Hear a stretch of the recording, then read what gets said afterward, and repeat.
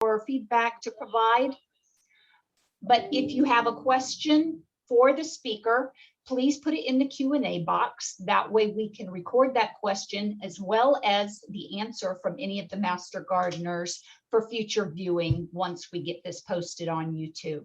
I'd appreciate that little bit of assistance there. And at the end of the presentation, we will also post a link in the chat box for a survey so that you can let us know how Julie did today and if there's anything we can do to make these presentations better for you. So with that said, thank you so much for joining us today. The Master Gardeners look forward to sharing new information with you whenever we have the opportunity. And today, Master Gardener Julie Name is going to share with us how to grow greens, all sorts of greens year round. She is the expert in this area. I am not, so I'm going to turn it over to her and let you share, let you learn from the master. Julie, welcome. Thank you for joining us. Thank you so much, Christy. So before we get too far into the nuts and bolts of growing greens, I wanted to give you all a little bit of information about me and my background and my gardening style so you can understand some of the recommendations I'm going to make this afternoon. So I have been growing greens in Florida on and off for about 12 years. And around 2 years ago, I decided that I was going to challenge myself to grow all of my own greens for my family of 4. So it's been about 2 years since I purchased any greens, and I'm going to walk you through this afternoon how I was able to do that. We're going to start with some general planting tips, ways to help you extend your season, and then we're going to go into recommendations for fall and winter and recommendations for your spring and summer seasons. So these recommendations I'm making are all based on my experiences with greens to give you a good foundation to start your greens garden. So as we're thinking about the important considerations for planning our greens garden, we want to think about right plant, right place, and right time. So when we're thinking about Florida-friendly landscaping, we always think about right plant, right place. For growing greens, you also want to think about right time because there are some greens that the seeds won't even germinate in the wrong season. So we want to make sure that we have our timing right to give ourselves the best chance for success. So as we start to think about that first item, right plant, the first question we want to ask is what greens are you eating right now? Because if it is not going to get eaten, it doesn't really matter if it's going to grow well here. So think about what you're already eating and think about how you're using those greens, because frequently we'll have to substitute a different type of plant, but we can find one that has the same use as the greens that you're already using. So once you have your list of greens that you're eating now, think about, will those greens grow here? And if so, in what season? And after you've gotten your list of greens that you eat that will grow here, you want to look at what variety of those greens are going to give you the best chance for success. So with greens, sometimes the variety you choose is almost as important as the type of green that you're growing. So for example, in Florida, loose head lettuce is going to give you a much better chance of success than a crisp head lettuce is because they're just better suited for our warmer temperatures that we get at the beginning and end of our winter season, and even sometimes for a few weeks in the middle of our winter season. So that variety selection is going to be really important as we're thinking about our greens as well. Finally, can you source your seeds or transplants if you're using those locally or from a similar climate? So if you're going to be sourcing your transplants, I would really encourage you to look at local garden centers over chain stores because often the chain stores stock varieties or stock things at a time that's not very well suited to our growing climate. Local nurseries will give you a much better selection for things that will do well in our climate typically and often are more knowledgeable as well if you have questions about what you're going to try to grow. And I would encourage you to think of the same thing for your seeds. So remember, seeds are going to be produced by plants that did well. If you're sourcing your seeds from a local source or from a similar climate, you're more likely to get seeds from a plant that will do well in our climatic conditions. So if you're able to get seeds that did well in Florida, chances are you've got some better genetics than if they just happen to do well in the Pacific Northwest. That seed that's from a different climate may or may not do well here, but a locally sourced one is going to give you a much better chance at getting something that will grow well here. Additionally, I grow my garden organically, and so I also try to source organic seeds for that same reason, that this is the seed of a plant that did well under organic conditions, which is the set of conditions I'm going to be giving that future plant. So try to source your seeds and transplants from growing conditions that are as similar to yours as you can. Now, I can readily admit that I fall victim to the exotic vegetable and greens temptation. So if you're looking at some of those new exciting greens that we can get online that are from another country, I would encourage you to look at a climate map like this and consider whether or not the climate those greens are coming from is similar to our climate. So you can look at this map and see that there are areas of the world that are very similar to us climatically. So you may be able to grow greens that are from another country with a greater chance of success by focusing on greens that are from a similar climate to ours. So now that we've thought about which plants we're going to try to grow, we need to select the right place in our yard for those plants. I would encourage you to think about 4 things: your sunlight, your drainage, your water availability, and your soil quality. Now with sunlight, one of the challenges for us as we're planning our fall and winter garden is that if we look outside our window right now and we see we have full sun, that doesn't mean we're going to have full sun in a couple months. So keep in mind, the sun is on its way to a more southerly angle, and that may really change your sunlight conditions in your yard. So for example, for me, I have an area on the north side of my house that is full sun right now that is going to be full shade in 3 or 4 months. So as you're thinking about sunlight, try to consider what ways the season progression may affect your sunlight. So is that changing angle going to give you more or less sunlight? Is a deciduous tree going to give you more or less sunlight as it loses its leaves as we get further in the year? So in terms of drainage, most of these greens are going to want a fairly well-drained soil. So try to find that if you're able in your yard. And we also need to think about water availability. So here in Florida, some of our best growing season for greens is also our driest growing season. So making sure that you have water availability at your site is going to really set you up for success. And from experience, I had a garden when I first moved into the house I'm living in now that had no irrigation, and I was very sure that I would go out and water when we had a dry spell, and it did not happen. The garden did not do well. So making sure that you have that water availability planned out before you get your garden started is really, really important. And finally, you want to think about your soil quality. If you haven't ever had your soil tested, you can have it tested through the University of Florida, IFAS. I have a link at the end of the presentation to give you more information about that if you're interested in doing that. Now, I want to give you an example from my garden so you can see what this process looks like. I have my garden mapped out. I just use Google Drawing, nothing very fancy, so that I can see what space I have, and I can mark out what areas I have that have different conditions. So my main garden, you can see I've labeled here, is full sun with well-drained soil, a drip irrigation system, and the foundation of the soil quality is a lasagna garden, which I'll talk about briefly in a moment. My secondary area has winter sun and summer part sun. It's also well-drained with drip irrigation and has lasagna garden fertility. Now, this was not necessarily information that I knew right away when I moved into this house. This is something that it may take you a couple of seasons to really see what your sunlight's like. We can imagine what the angle of the sun and our trees losing their leaves is going to do as we progress in the year, but unless you've observed the condition in your garden over the course of the year, that's really just your best guess.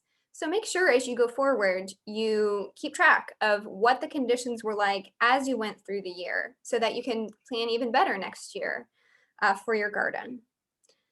Now to go back just for a moment to the lasagna gardening in case anyone is curious about that, basically it's composting in place. So you add the same materials you would for composting, layers of brown materials like cardboard or dead leaves and layers of green materials like grass clippings, and you allow those to compost down in place to give you a nice thick layer of healthy soil to start your garden in. Another thing we want to think about with right place is place within your garden. So once you've selected the site for your garden bed, we want to think about within that garden bed, where are we going to put our plants?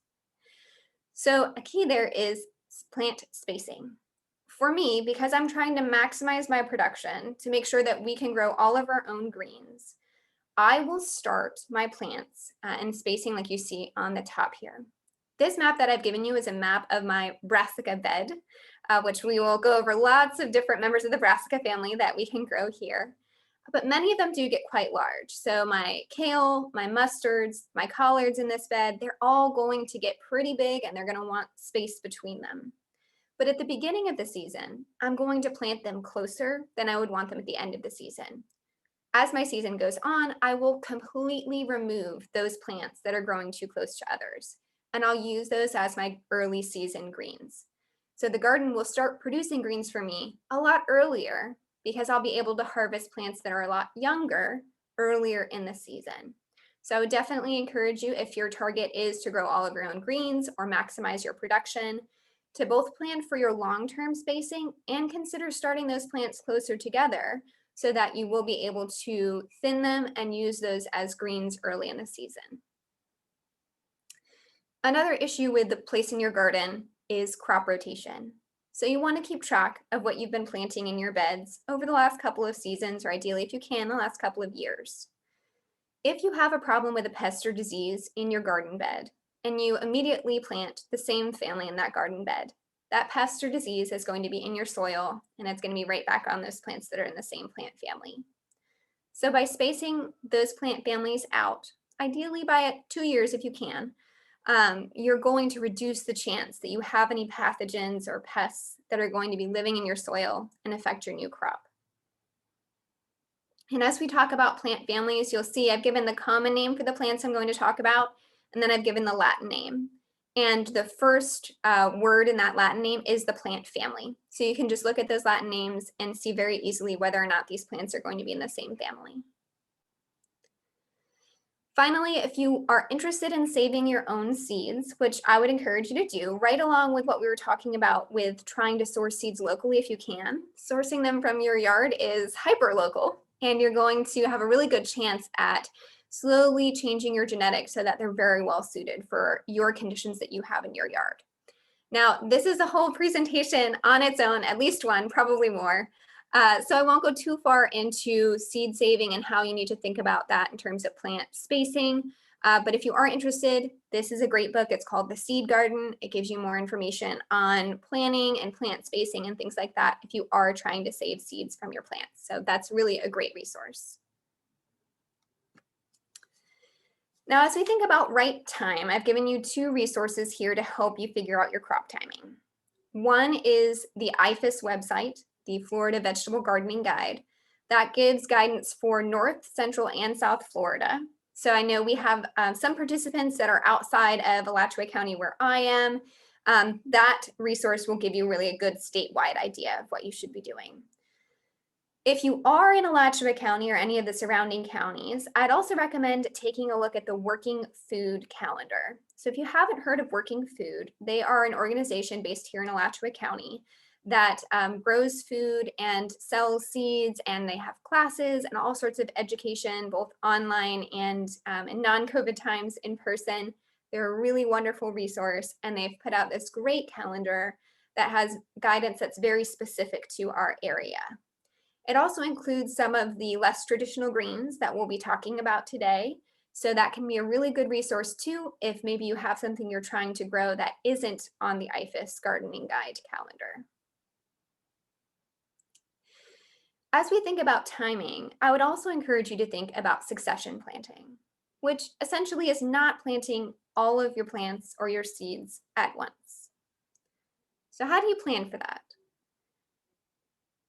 Let's look at an example. So let's say I'm planting lettuce. Well, I'm not a commercial farmer. I don't need to be able to go and harvest all of my lettuce all at once. In fact, I probably don't want that because that would give me a lot of lettuce all at once and then none later on in the season when I might still want it. So I need to think about planting a little at a time. If I'm eating 2 heads of lettuce a week, I might plant 4 or 6 plants every 2 weeks to give me that slower harvest throughout my growing season instead of having everything ready all at once. So here's an example. Week 1, I plant 4 or 6. Week 3, I plant 4 or 6. And I also, if we're thinking about lettuce, will be planting for different varieties. If I'm planting at the beginning of my planting season, I am going to want to pick some more heat tolerant varieties that are going to be able to survive if we have a bit of a warmer spell. But as we get more solidly into our cool weather, I can plant some of those cooler varieties. So perhaps in weeks 5 and 7, I'll plant 4 or 6 of a cooler season variety to give me some variation in my garden and some interesting lettuces to try throughout the season.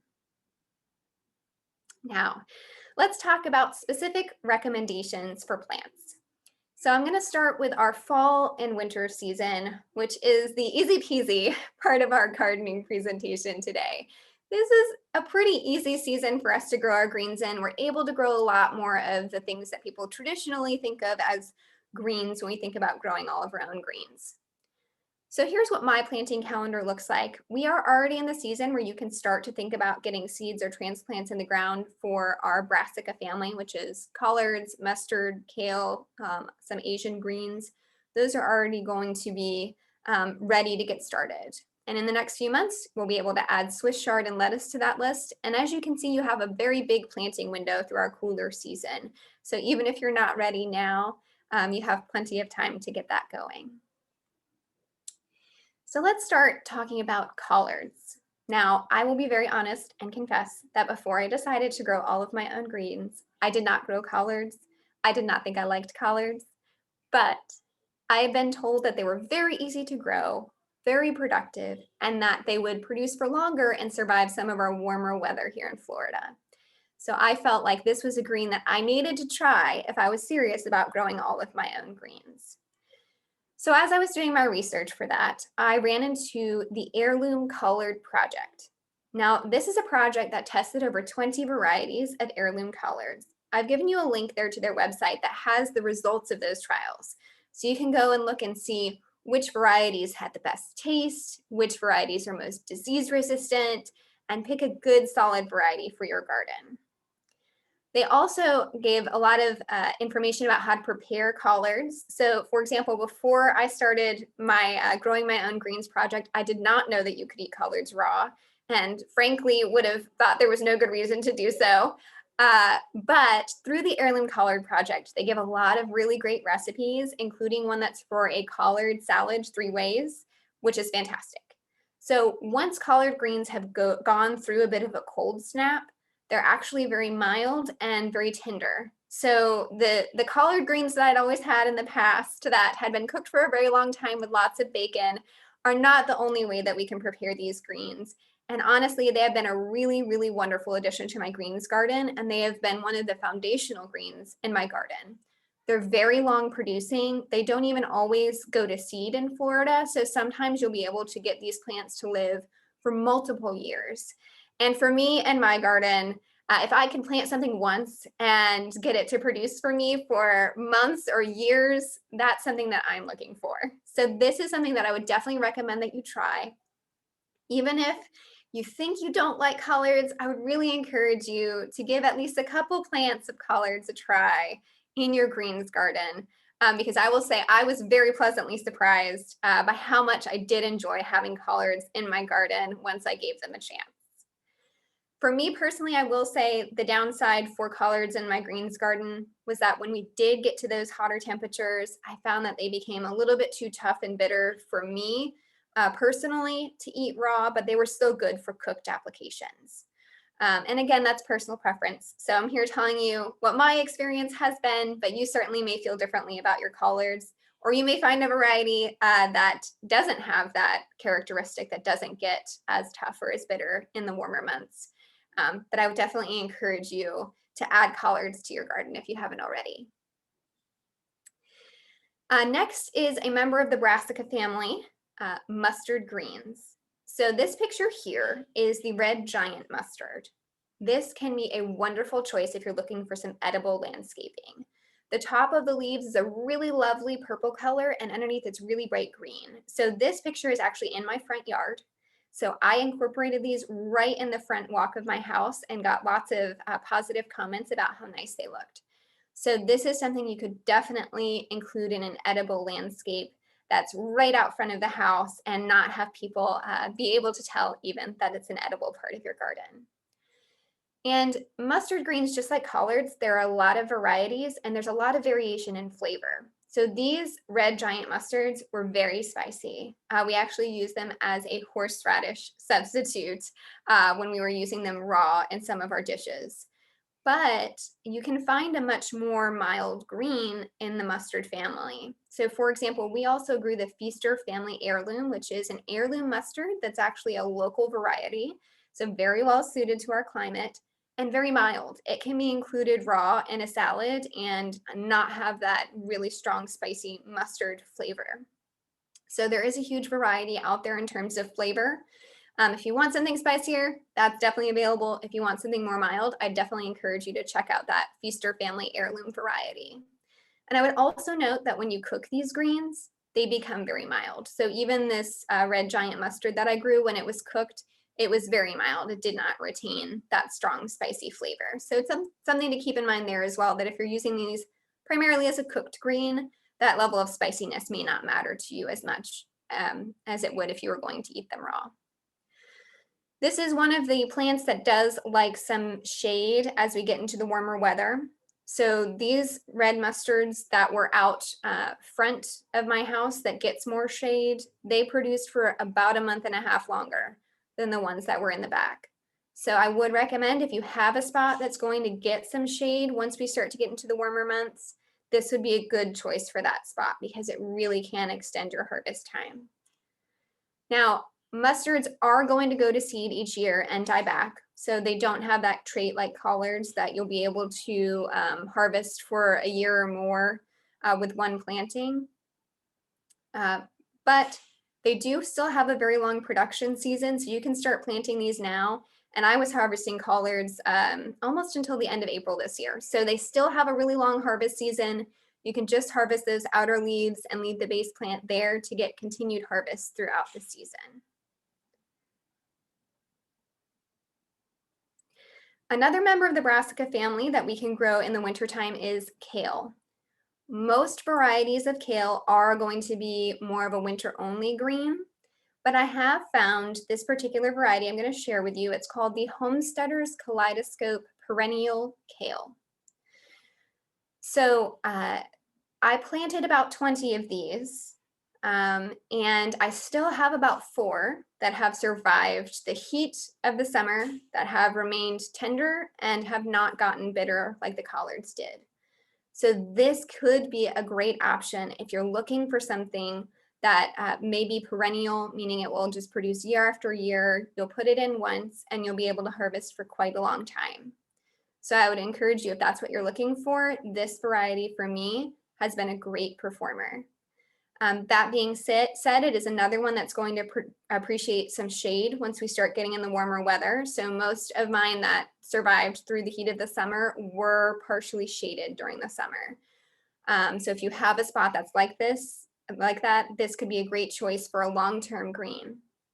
And this, along with the collards, really did form the foundation of our greens garden through both the winter and summer. So the kale really nicely filled in those gaps where a lot of the winter crops had kind of petered out for the season, but the summer crops weren't quite well established to start harvesting yet. We ate a lot of kale and a lot of collards during those times. So these can be 2 really great options for a great foundation if you're looking to grow most of your own greens. I will say kale does, even the perennial kale I'm recommending, does have more problems with pests and fungal diseases than collards do. So that's something to be aware of. During the summertime, they definitely do not look as pretty as the collards do because they do tend to have a bit more trouble with pests and fungus. The next few greens I'm going to share with you are Asian greens, also in the brassica family. This one is called Maruba Santo. This is an excellent salad green, extremely mild, very soft. I had picky eaters that could not tell the difference between this and lettuce, and I honestly liked it better than lettuce. So I would really strongly recommend this if you're looking for a good solid green that will produce really well and reliably for you, for eating raw in salads and things like that. The only downside to this, it was the first green that I lost to heat and pests once things started to warm up. But honestly, I loved it so much, I plan on growing it every year, even though it was the first one that I lost. It really is just an excellent raw green. The next green in the Asian greens section I want to share with you is called Yukina Savoy. So Maruba Santo is my favorite lettuce alternative. Yukina Savoy is my favorite spinach alternative. You'll see in this presentation, I don't even talk about growing spinach. And that's because I found Yukina Savoy to be much easier to grow, much more pest and disease resistant. And honestly, I like it better. So I like this Yukina Savoy better than the spinach I've grown in my garden for both raw and cooked uses. It holds up better to cooking than spinach does, so you don't get as much wilting and loss of volume as you would with a regular spinach. And I find the flavor to be a bit more mild when you're eating it raw. So this is what I prefer to grow in my garden and what I prefer to eat, honestly, instead of spinach. It is a winter only plant, so once things start to heat up in April, this is something that will go to seed and will not survive in that warmer weather. But it also does have a very long harvest season. You can start getting that in the ground now, and it will produce for you for quite a while. So if you have spinach on your list of greens that you enjoy eating, whether raw or cooked, I would strongly recommend that you try Yukina Savoy. The third and final Asian green I'm going to recommend this afternoon is called Hongsai Thai. So this is a really lovely raw eating green. We included these in our winter salads. And when it does start to go to seed in April, and this goes to seed a bit later than the Maruba Santo and the Yukina Savoy, the flowers are edible and taste just like broccoli. So you're almost not even sad that it's going to flower, because even though you're losing the plant, you're getting many delicious flowers to enjoy. And my kids absolutely loved going out into the garden and eating these flowers right off the plant because they were just so delicious. So this is a green you can use raw or cooked. You can use the flowers in raw or cooked uses. And it does produce prolific flowers, and it does self-seed in the garden, meaning if you let it go to flower, if you let some of those flowers set seed. Speaking from experience, I currently have these coming up everywhere in the garden. So it's easy to collect seeds from these if you want to save your own seeds, and they do self-seed easily if you let them go to seed and let those seeds stay in the garden. And obviously it's a good time to plant it. They're coming up on their own already. The next green I'm going to talk about is Swiss chard. So this is a more traditional green if you want something that's a little bit more familiar than some of the options I've talked about. It also appreciates some shade as the weather warms to try to extend your season. There are some varieties that do claim to be perpetual or perennial. I have not tried those personally, but I am going to try them out this year. But the rainbow chard can be a really fun one to add some color to the garden, or if you're trying to incorporate some edible landscaping into more visible areas. As shown in the picture, you get some really neat colors along those stems. So those can be a good choice if you're looking for something that's a little more visible as well. The texture of these is a bit softer than a lot of your brassica family members like kale and collard greens. So if that's more of a texture we were looking for, that can also be an advantage. These did not last as long for me in the garden as the kale or collards did. I did have some pest problems with these. I do have pest problems with these earlier in the season than I do my kale or collards, but they did outlast some of my Asian greens. So these are kind of in the middle in terms of how long they're going to last for you harvesting. Finally, I'm going to talk about lettuce. So I've included this picture here for you to get an idea of the productivity of the different greens that I grew in my winter garden this past year. So most of those greens that you see are Maruba Santo. And then in the center, you can see some purple from, that's a lettuce variety that I grew. That's a loose leaf lettuce called Red Salad Bowl. And then you can see I've got some Hongsai Thai flowers and greens and a little bit of deer tongue lettuce in there. But the lettuce was not my best producer. The Asian greens really did outperform the lettuce in my garden. I still grow lettuce.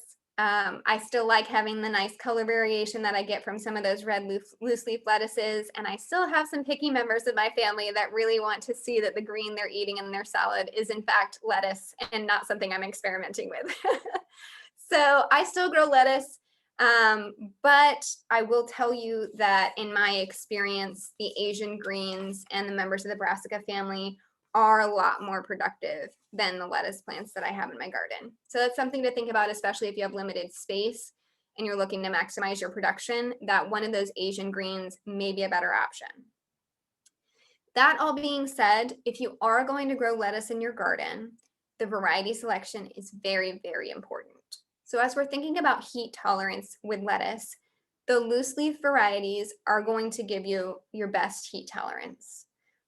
After that, it will be your romaine lettuces, followed by your butterhead lettuces, bib lettuce, and then finally crisp head is the least heat tolerant. So if you're gonna continue to grow lettuce, definitely something to think about, that those loose leaf varieties are gonna give you the best performance the longest into the season as compared to some of the heading varieties of lettuce. So let's talk about spring and summer. This is where our challenges begin in Florida and growing our own greens. So these are the greens that I'm going to talk about this afternoon, and this is my planting schedule. So these greens start to go in about March. With these greens, if you do plant in March, first try to make sure we don't have any frosts in our forecast, because the greens that are heat tolerant are not frost tolerant, these in this list. So if you're going to plant in March, check the calendar, make sure we don't have any frost coming, and be prepared to cover and protect those greens if you do plant earlier in March and we do have a frost that comes through. So the first green I'm going to talk about is sweet potato greens. If kale and collards are my foundation for the fall and winter, sweet potato greens are my foundation of my greens garden for the warmer months. They are prolific. In this picture, I had 5 sweet potato starts that I put in the ground at the end of May, and this picture was taken in mid-October, and I had been regularly harvesting greens from this area to use in cooked uses. So they are very prolific. They can give a really good production if you're looking to try to produce all of your own greens. They cook down very similar to spinach. So when you're thinking about harvesting, you're going to harvest about the same amount that you would want if you were going to use spinach. They can be eaten raw, but they do have a bit more of a slimy texture than something like lettuce. So that can be a turnoff for some people. I found when they were cooked that I didn't notice that texture at all. It wasn't really noticeably different from spinach when it was cooked. But these are pest and heat resistant. You also get the bonus of sweet potatoes at the end of the season. The sweet potato production will go down if you're harvesting greens heavily from these plants. I could tell the areas of the garden that were closer to my back door that I tended to harvest more frequently. It was noticeable that they had fewer sweet potatoes at the end of the season than the section of the garden that I had to walk to the other side to harvest that got harvested less frequently. So there is some research out there that if you're limiting your harvest to every 6 weeks, then that gives you a much less effect on the root crop. So if you're growing them primarily for root crop, just want to have the sweet potato greens as an added benefit, you'd want to limit your harvest to about every 6 weeks. Personally, for me, the main purpose was greens, so I harvested mine regularly. I still did get some sweet potatoes at the end of the season, but certainly not as many as I would have gotten if I had not harvested the greens or harvested them more minimally. Now, as you can see, they do spread. So if you're going to plant sweet potatoes, I would encourage you to have a larger area to devote to them. And if you do not get all of those tubers up, they will come up next year. I was very careful. I had two very enthusiastic children helping me look for sweet potatoes, and I still had some sprout up this summer, which can be positive because then you just move them to wherever you want your sweet potatoes this year. But just something to be aware of as you're thinking about what selections you want to make for your your spring and summer garden. These next two greens I've grouped together because their growing habits and their uses and their flavors are very, very similar. And as you can see from their scientific names, they are in the same family, which explains that similarity. So next I want to talk about longevity spinach and Okinawa spinach. Both of them appreciate some shade during the summer. Both of them can be perennial, and that although they will die back in the winter, they'll come back for you each summer. So as I mentioned before, those plants that I can plant once and have them keep producing for me for a year or more, I love those. So this is definitely a favorite for me when I'm trying to grow all of my own greens. This is a green that I personally don't enjoy in a salad because it can have a bit of a rougher texture. You can kind of see the edges of the leaves have that little bit of serrated edge, and they just can be a little bit prickly. So I will eat these raw, but I'll eat them in something else. So for example, if I'm having a sandwich, you can use these as a substitute for lettuce. The flavor is a bit like arugula with some hints of lemon. I find them really great in sandwiches. They're excellent cooked as well because you don't lose as much of the volume as you would with a traditional spinach, and the flavor is very similar to a traditional spinach. So these are very prolific. They're a ground cover. They'll spread all along the garden in whatever area you have that offers them that part shade, part sun that they like. And if you select the Okinawa spinach, it can also be an addition to the edible landscape with the lovely purple undersides on those leaves. So personally, I don't know that I would purchase both if I were starting the garden over again because they are so similar and because they do both spread and produce a lot. So if you're thinking about growing one of these, I would encourage you maybe to just start with one, whichever one is more appealing to you. I think they're both lovely ground covers. The longevity is just a nice bright green, and then the Okinawa has that lovely purple underside. So these are a really great choice for the summertime.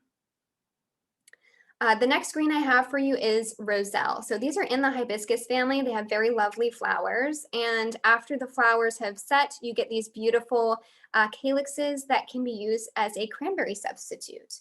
So this is another dual purpose plant, which I love, that the greens are delicious raw. They have a really nice light berry flavor, great salad greens. People are always a little surprised by that berry flavor in the leaves, but they're absolutely delicious. And those cranberries at the end of the season are a bonus right around Thanksgiving time. I can use these as a cranberry substitute for Thanksgiving dinner. So these are another one that we've really, really enjoyed. This is one that my kids will just go into the garden, grab the leaves off of these, and just munch them as they're wandering around playing because they really are just so delicious. So if you have anyone that's more of a picky eater, perhaps, that you're trying to grow some greens for them, I definitely recommend this. I know my kids would recommend it. They really enjoy it.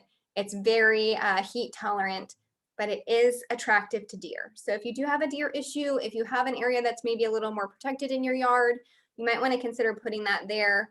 Mine have been thoroughly pruned several times by the deer in my yard. So that's the only real downside to these. The next green I want to talk about is called mochie, also known as Egyptian spinach. So my mother-in-law is originally from Lebanon and had given me the idea of growing these greens. They're available at various places online and also from Working Food. They can become a large shrub, so they're very productive. They're very pest and heat resistant, but the leaves can have a bit of a slimy texture. But my mother-in-law gave me some tips for handling that slime, whether in mochie or in some of the other summertime greens that have that thicker, somewhat more slimy texture. So her tips were two things. First, to try to only cut the leaves one time. So she said, the more you go back over it, the more it's going to bring out that sliminess. So try to just cut it once and try to add some acid to your recipe. So some lemon juice, some lime juice, that will help cut through that slime. Also, if you're putting these in a soup, that slime actually acts as a thickening agent. So it may not be something you even want to do anything about because it may give you that texture that you want in a soup or a stew. The next green I'm going to talk about is Malabar spinach. This is another one that can certainly be part of an edible landscape because they do have this green stemmed vine variety that you can grow, and it does look very lovely. It has these flower stalks that are also very pretty. Now, there is a green stemmed variety as well. The green stemmed variety is more productive, but not as attractive if you're incorporating it into an edible landscape. So that's something to think about, just what's more important to you in your garden when you're making that selection. These also appreciate some shade during the summertime. And they, as you can see from the number of flowers, will prolifically self-seed around your yard if you do allow them to set seeds. So it is something that you could plant once and have many plants for many years into the future if you let them go to seed. And the original parent plant can also come back after the winter time. So those cold temperatures will kill it back, but the plant and its offspring, if you let it go to seed, will come back for you the next year. These leaves, they are thicker. They have a little bit of a waxy coating and covering, so they can have a little bit of that slimy texture we talked about with the mochie. You can certainly deal with it the same way we talked about dealing with it with the mochie. But I have found that these thicker leaves that you're growing in the summer just tend not to cook down as much as regular spinach does. So it does make it so you have to harvest a lot less for your use because they just don't cook down as much. The next plant I want to talk about is Katuk. So this plant does appreciate shade. I actually have some growing in full shade that is perfectly happy there during our summer. It is perennial. It dies back in the winter, comes back in the spring. The flavor is very much like peas with a subtle nutty flavor that goes along with that. And I will say the only negative I've noticed is that it is extremely attractive to my children. So they have eaten mine absolutely down to a nub, which is why you don't have a picture of my Katuk here, because they have absolutely just eaten it down to almost nothing. But it is delicious. It's great in salads, on sandwiches, in stir fries. It's very versatile. It's a very delicious flavor. Again, if you have picky eaters who might be hesitant to try some of the more exotic things that I've suggested this afternoon, Katuk can be a great choice because it's really just a very nice, mild peas and nuttiness to it. So this is one I would also really recommend. It also could be a nice foundation planting in an edible landscape setting because it just has these very lovely oval green leaves. It's not really noticeable as an edible plant, so it could be used as a foundational planting in an edible landscape. The next green I'm going to talk about is the only green that absolutely has to be cooked before you eat it. The only green I'm talking about this afternoon that has to be cooked before you eat it. The reason I included it is because it is an excellent landscaping plant, and it is actually an edible version of a very common landscape plant. So if you live in a homeowners association, this may be a plant that's already on your approved list because very commonly this family of plants is because it is, this is just an edible version of a common landscaping plant. Again, cooked only. The way you have to cook it is you have to boil it and then drain off the water. So you can't put it in a soup to cook it. You do have to boil it separately and then drain it. But I did include it just because it would be probably a very easy addition for people who are in homeowners associations who are looking to incorporate some edible greens into their landscaping because it's going to look exactly like a landscape plant. It's not going to be something that's noticeably different. You could plant large areas with this, and as long as you're pruning it back regularly, it really wouldn't be noticeable as anything other than a normal landscaping plant. You do unfortunately lose that purple color when it cooks, so it doesn't stay with that beautiful color variation once it's cooked. but it's very similar to spinach. Once it's cooked, it does cook down significantly. So I'd say if you're looking for half a cup of cooked greens, you're going to want to harvest at least 2 cups from the garden. So that's just something to be aware of, but I did include it because I felt like it is a great choice for those who might be living in homeowners associations. The next item I'm going to talk about is amaranth, and there are a bunch of amaranth varieties. There are some that are variegated. That would be a good choice if you're looking to incorporate it into an edible landscape. In my experience, the variegated isn't as hardy as the callaloo, which is the one I'm talking about this afternoon.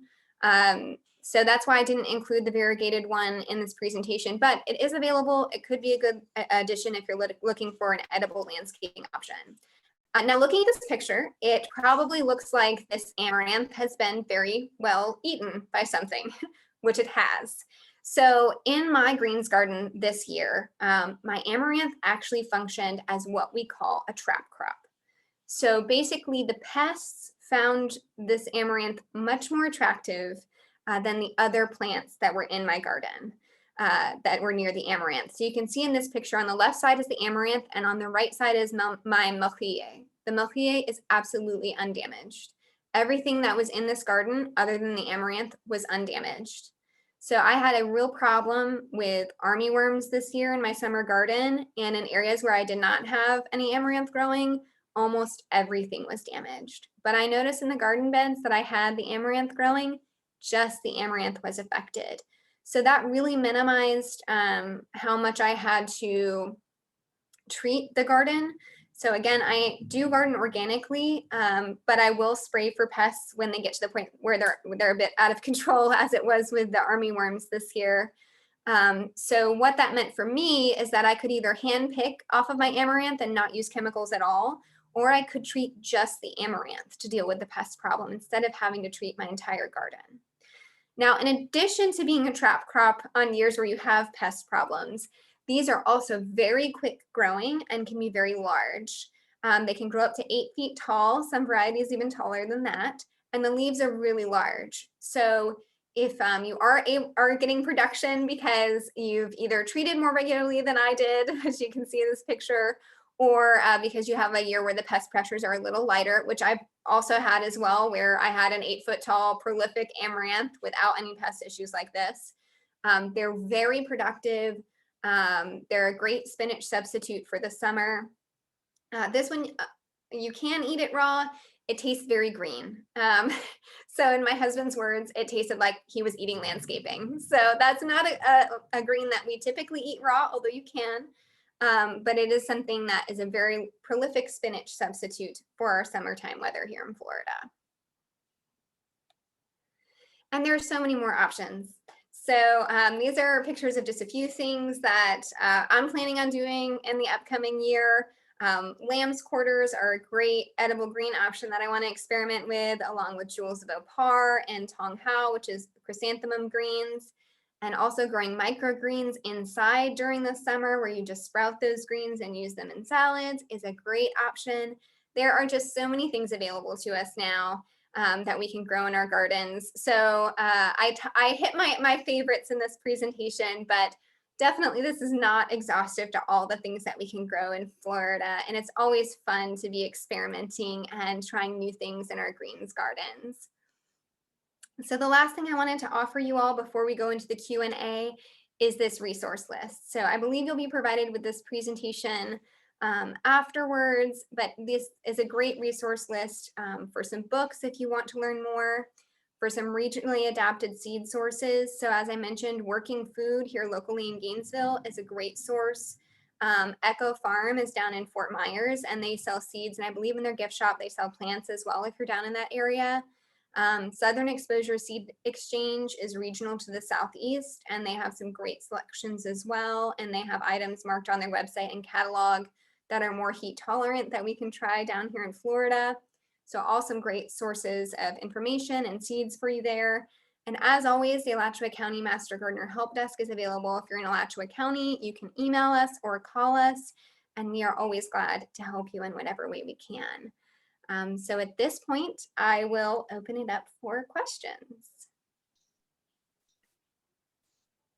Julie, thank you so much. That was a wonderful presentation. I'm so excited. I had to make my own notes on what I plan on doing in the near future.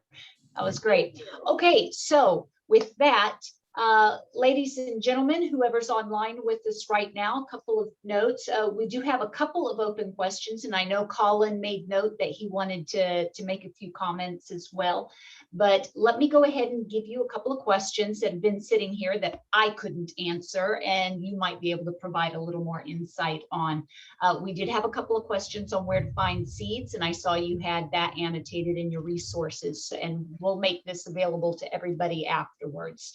But with that said, one question in particular, you talked about laying out your garden, planning in succession or considering soil, shade, sun, et cetera, et cetera.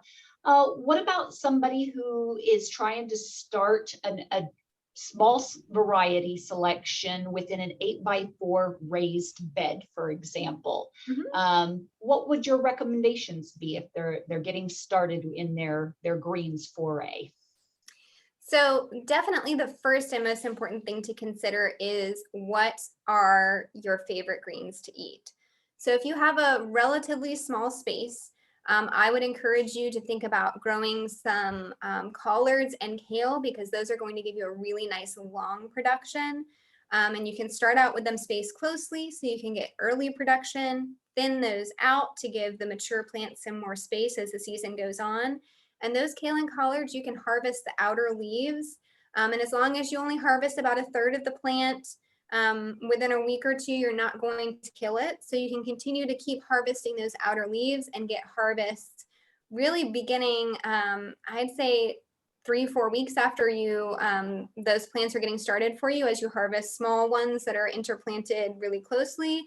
And then you can get harvest with the collards and kale that I recommended. You can get harvest potentially all year round from that single planting. So that can be a really great foundation for you for both raw and cooked greens. So I'd say try to devote some space, even if you have a small area, to those greens to give you a good foundation to start with. And then just look at what excites you. What do you think you really like to try? Because there's an element of that that just keeps me coming back every year, is there's always something really fun to try. So, lay your foundation where you've got some things that are going to produce really well for you for an extended time, and then have fun with the rest of that space. Try some new things and experiment, because, certainly having delicious fresh greens is wonderful, but that excitement of trying something new definitely keeps me coming back. So I'd say save some space for something fun. Agreed. Wonderful. Okay, let's expand that just a tiny bit. Do you have any thoughts on trying to grow greens in a walled garden? Maybe they don't have the yard space, but they have a little bit of space on the walls to try. Any thoughts or recommendations there? So if you're, it sounds like maybe the question is on top of a wall. Does it sound like that's what they're thinking of? Maybe in pots on top of a wall? They said an outdoor growing wall. So okay. I'm assuming a walled space where they might have containers hanging on the wall in some shape or form. Sure. So if you're thinking about maybe growing vertically, making sure you've got some good solid soil in there to start with. Certainly a potting mix can be a good, easy start if you're looking to do pots on top of wall or growing vertically. And then you're probably going to want to look at some of the greens that take up a bit less space. So if you're thinking about for the winter time, I would say Maruba Santo, Yukina Savoy, Hongsai are all relatively small. I think those would be fine in that sort of condition. Obviously, lettuce is going to do well for you in those sorts of conditions. For the summertime, if you have a wall that you're growing vertically, you could still do sweet potatoes. And it makes those potatoes a lot easier to find. They're just in a pot at the bottom versus spreading absolutely everywhere like mine were. So with sweet potatoes, you could do grow bags, which I have some that are in grow bags that make them very easy to harvest as sweet potatoes at the end of the year, and then train those vines up a trellis. So that would be an option if you have a wall situation for your summer production. If you're looking to do something vertically during this summer, and I'm just looking through and trying to think, the Malabar spinach is another great vine option for you. And the Lego spinach, I think would do fine in a pot. That's got a pretty small root system there. So that would probably be another good option for you for the warmer weather. The other ones are larger or spreading ground cover types. So those are the recommendations I would make if you're looking for either to grow vertically up a wall or something that might do better in containers. Okay. I have an east-facing fence on which I have grow bags from Dave's Garden, and they have little holes in them that in which you can insert plants. I use it mainly for growing herbs, but I have grown spinach in those as well. The problem is remembering to water them and set up the drip irrigation system, because grow bags don't collect too much moisture if it rains. Absolutely true. Yes. If you're growing in containers or grow bags, that irrigation is even more important. That water access, how's it going to get watered? Making a plan for that before you start is definitely really important in that situation. There was a question about where to buy local seeds. I think you answered that, Julie, from Working Seeds, but if you'd like to elaborate a little bit. Sure. So Working Food actually posted today on their Facebook that they have their fall seeds and winter seeds coming out soon. So I was very excited about that. So you can follow Working Food on Facebook. They do ship if you're outside of Gainesville, or you can do a local pickup if you don't want to pay for shipping and you're local around this area. So Working Food is a great selection. A lot of their seeds at this point are grown here in Alachua County. So very locally adapted. There's something that's done well for them that they're sharing with the community. So if you are local, I definitely recommend them. If you're in South Florida, Echo Global Farms has seeds that they're growing and sharing as well from things that have done well for them down there. So that would be another good option. They ship, that's how I've gotten seeds from them. And then just as a general in the South, or if you're looking for a larger selection variety wise, Southern Exposure Seed Exchange is also a really good option. They have things really clearly marked that do well in the heat. They have wonderful growing guides. They have that list that I provided you with for the lettuces in order of heat tolerance. That's actually from them. So that's a great resource, I would say, if you're looking for regionally adapted seeds. Sort of that would be my preference, is the local first. So either Echo Global Farm or Working Food, and then kind of expanding to a regional seed company like Southern Exposure Seed Exchange. And I certainly will not represent that I'm never tempted by out of region seed growers, but if I were to make 3 recommendations, those would be my 3. Best to check with Working Foods, call them first, because I understand their hours have been somewhat variable recently because of the pandemic. Yes, and when you order from them, they send you an email that gives you the hours that pickup's available. And then in the email, I've always picked up during those hours, but the email does say that if you can't come pick up during those hours, to contact them. So they don't have a storefront that you can just go visit. Although I know their seeds are sometimes at Ward's Supermarket if you're local in Alachua County, and they're also sometimes at Grow Hub here in Alachua County. And Grow Hub also has starts that Working Food has started for you. The selection's usually not as wide as their seeds in terms of availability, but if you're looking for transplants, Working Food and Grow Hub can give you a lot of really interesting options. I also gave the link when you were talking about Collards. The Master Gardeners, Alachua County Master Gardeners, have started a Plant of the Month program, and I gave the link to the website. And coincidentally, the Plant of the Month for September are Collards. So there's some information on there with some links to IFAS information with regard to the collard greens and how to grow them. And your point is well taken. They are very easy to grow and do last a long time. Wonderful. There's another question, Julia. A recommendation on which varieties of lettuce grow best in Alachua County. So I've had very good luck in production with the red salad bowl and the deer tongue lettuce. The deer tongue is green, so it looks a little more traditional. I will say Working Food has some lettuce varieties that they have on their website. They're currently out of stock, but as I said, they mentioned they're going to be restocking fall and winter seeds soon. So their varieties I haven't personally tried, but that if they do go back on stock on their website, I will be trying those. So I would keep an eye out there because they have some very nice heat tolerant varieties that they may be able to share with us. But the red salad bowl and the deer tongue lettuce have been the two best performers for me. The problem with lettuce in this part of the world is that you have to harvest them young before they get bitter, or they tend to, whoops, oh, they bolted almost overnight, you know, and then it's good for the compost. Yes, absolutely. And thinking of compost, that leads us to the next question. Where can I go to learn more about the lasagna garden? So one of the books that I recommended is called Gaia's Garden, and that has a nice section on lasagna gardening. I would also say one of the links I provided is for just a composting 101. That's through IFAS. That's a webinar that's available on YouTube. And the lasagna garden is the same idea as composting. It's just done in layers in the garden instead of in a compost bin. And I will say with the lasagna garden, it's going to progress to nice soil a lot faster when we have warm weather. So if it's something you're interested in doing, it can be a good project for maybe a garden bed that's empty that you're looking to refresh over the summer. It will compost down a lot more slowly over the winter. So if it's something that you don't get in until the cooler months come, you know, as we're sort of looking to hopefully maybe in the next couple of months have some cooler weather, it will go a little bit more slowly for you. So I just wanted to point that out if it's something that people might be thinking about doing later in the year.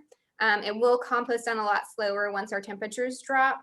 But we have a couple nice hot months, I'm sure, still on the way. So it's still something you probably could get in before we lose our quick composting weather. And to follow up on your introduction, Christy, we have coming up a session on vegetable gardening in general with raised beds and solarizing, etc., don't we? We do. Do you have the dates? Oh, I'll wake up in a minute. Yes. If I recall, that particular one should be coming up the first Tuesday of October.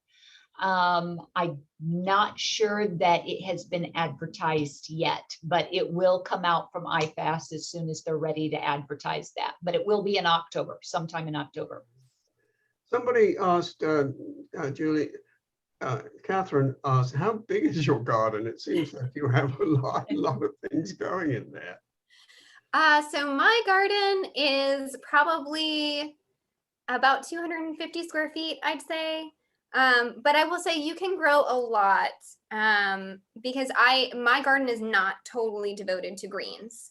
And I've also tucked a lot of things into my landscape. So the longevity spinach is a great ground cover in the landscape, as along with the Okinawa spinach. You know, Katuk, you can pull out a shrub here or there that maybe won't be missed in your landscape and stick that in there. So you don't have to have a huge area that's devoted just to growing greens to really produce a lot, because you can kind of sneak it into your regular landscaping in addition to having devoted areas. Yeah, I've actually planted tomatoes among my canna lilies, and it was fine. Yeah, I have a plant with a planter with some nice fire spike in it, and then I had a tomato growing out the back of it. It looked lovely. You wouldn't know. Yeah, I got fire spike bush now with the Everglade tomatoes throwing through it. There's another question here. Is kale okay to be transplanted to a more shady place later? I don't know. I haven't tried that. So. Well, before you answer that, the gentleman that asked that question asked another one to expand on that idea. His experience was kale grows really slow in shady areas, so I'm planning to grow them in a sunny area first, then transplant them to a shady area in the summer. But he doesn't know if it will hurt the plant or not. So is transplanting advisable? So my kale have gotten fairly large by the time we got to the point in the season that I would have wanted to move them. So I haven't transplanted personally, but based on the size and based on the extensiveness of the roots of the ones I have tried to remove from the garden, it's probably going to be a challenging transplant. In that kind of situation, you may want to think about succession planting, basically, where you have one that you're putting in for winter production, and then maybe you seed some toward the end of that planting period into a more shady area. I know it is a slow grower, so that's definitely a challenge if you don't have an area that's going to give you shade during the warmer months. But you may maybe try having some in pots that you keep in the sunny area. I'm kind of doing the reverse right now, where I have some in pots in a shadier area, and I'm going to move those and plant those out in the garden here shortly. So you could do the reverse, where you have a pot in a sunny area over the winter, and then as it starts to outgrow that pot, transplant it out into your shady area. So that might be a good solution in that case, is just to keep it in a pot, because at least those perennial kale that I grew had a pretty extensive root system by the time we hit our warmer weather. Good suggestion. Thank you. Let's see here. This is a new one for me. Can you describe the green cover crop chop and drop method? Sure. Are you So okay? I have some sun hemp actually outside now that I'm doing chop and drop. The army worms are enjoying that as well, in case anyone was wondering. They haven't even left my cover crops alone. So depending on what you're growing will determine when exactly you're going to chop it. You typically want to make sure that it's still nice and green. Anything that's going to get woody, you want to try to chop or cut it down before it gets woody, because it's going to take a lot longer to decompose down. But basically, for anyone who's not familiar, the idea with cover cropping is that you're going to plant something in the ground during those hot, difficult summer months, or even during the cooler months if maybe you're not going to be in town, you don't want to plant anything out in the summer. In the summer, I like sun hemp and velvet bean. In the winter, or even in spring and fall, you can use buckwheat. But what you'll do is you'll plant those seeds out. You'll let the plants grow out, usually for at least 45 days up to a couple of months. But definitely before they get to the woody stage, you're going to cut those down. The best results that I've had are when I actually cut them into pieces. So I won't cut the entire plant down at the same time. I'll cut a couple inch sections down so that they decompose faster. And then I typically, because I have my beds mulched, I'll put it underneath my mulch layer. I'll move the mulch aside and put that chop and drop crop underneath my mulch layer, cover it back up, let that decompose down for a couple of weeks, and then you can plant right in there, and that's going to add fertility to your soil. Again, it's kind of like composting in place, if you want to think of it that way, that we're growing the compost crop, we're cutting it down, and then we're letting it compost in place in the soil to add fertility. I just used the weed whacker and move it down slowly. Yes, the weed whacker method definitely works as well. Right. Oh, goodness. Okay, let's see. It looks like I've got 2 questions left for you, so we're almost there. What do you do with your greens during freezing weather? Not that we get a whole lot here, but we do have our snaps on occasion. So the collards and kale absolutely love a freeze. So when we get our frost, I think it's when they taste their sweetest. So Nice. the cold weather crops that I recommended, they all did fine for me this past winter, which was a pretty cold winter for us. Yes. And all of those crops that I recommended for fall, winter, they did fine for me when we had our frosts. The summer crops I recommended, they're going to die back. I mean, I don't think it's personally for me worth the time to go out and cover them, unless it's something like I started a little early in the season and now there's a late frost and I'm having to cover them. Sure. Then I will cover them, but for the most part, I try to plant seasonally. So plant things in the summer that are going to do well in the summer, plant things in the winter that are going to do well in the winter. Because I have 2 young kids and I just don't have, I know if I try to commit to going out and covering every time it gets cold, it is just not going to happen. Right.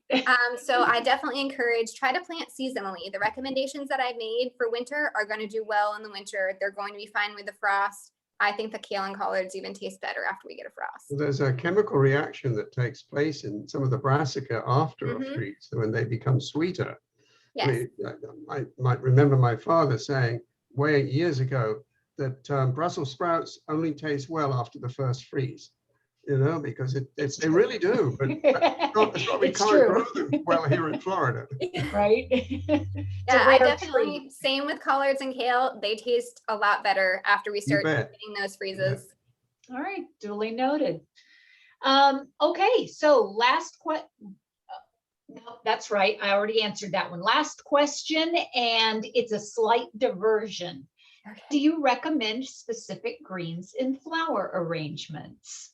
Ooh, I would say the Hongsai Thai or any of the brassicas are very lovely when they flower. The kale does not flower here. The one that I've recommended, at least, none of the kales I've had actually, I don't think have set flower. The collards will sometimes flower, and they are just lovely, very tall stalks of flowers. Mustard flowers are the same way. They're really long, lovely bunches of yellow flowers that I think are really nice in flower arrangements. We did use them in our flower arrangements in our house over the winter because we had so many of them. So the brassica family, I really love those groups of little yellow blossoms. I think they're very pretty. So those will actually be flowers for you. Any of the variegated greens would look fine in an arrangement, but they do wilt relatively quickly. So they might not be great if you're looking for something that's going to last for a couple of days and look nice. The flowers do, but the greens themselves tend not to look nice in a flower arrangement long term. Duly noted. Julie, thank you so much. You outdid yourself today. I've gotten so much useful information myself, and I'm getting tons of feedback saying thank you. So I'm going to add mine to the list, and unless Cynthia has anything else that needs to be added, I want to thank everyone for joining us today. Please take a moment to fill out our survey for us. I posted it in the chat section. And I hope everyone has a wonderful day. Thank you. Take care. Thank you. Super job, Julie. Thank you, Oh my Julie. God. Fabulous. Welcome. I'm serious. I'm so tickled right now. I absolutely love it when somebody feels